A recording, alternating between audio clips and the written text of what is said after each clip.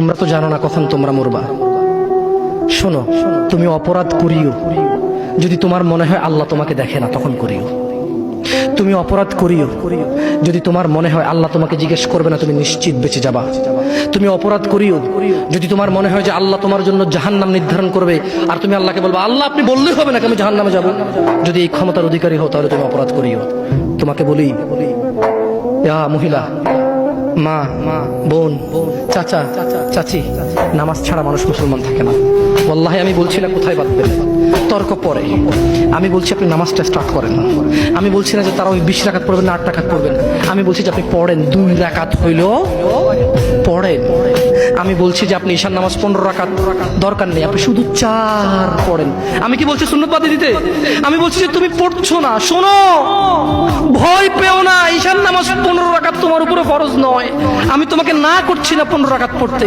আমি বলছি যে তুমি নামাজই পড়ো না, 4 পড়ো। এই 4 রাকাত ঈশা না পড়লে তুমি মুসলিম নও। 3 রাকাত মাগরিব না পড়লে তুমি মুসলিম নও। 4 রাকাত আসর না পড়লে তুমি মুসলিম নও। দেখো, আমাকে দোষ দিও না। বুখারী খোলো, সালাত অধ্যায়ে যাও, আযান অধ্যায়ে যাও। আল্লাহর নবী বলেছে তারা ওরা কাফির, ওরা মুশরিক, ওদের আর আমি মুহাম্মদুর রাসূলুল্লাহ সাল্লাল্লাহু আলাইহি ওয়াসাল্লামের উম্মতের মধ্যে পার্থক্য হচ্ছে নামাজ।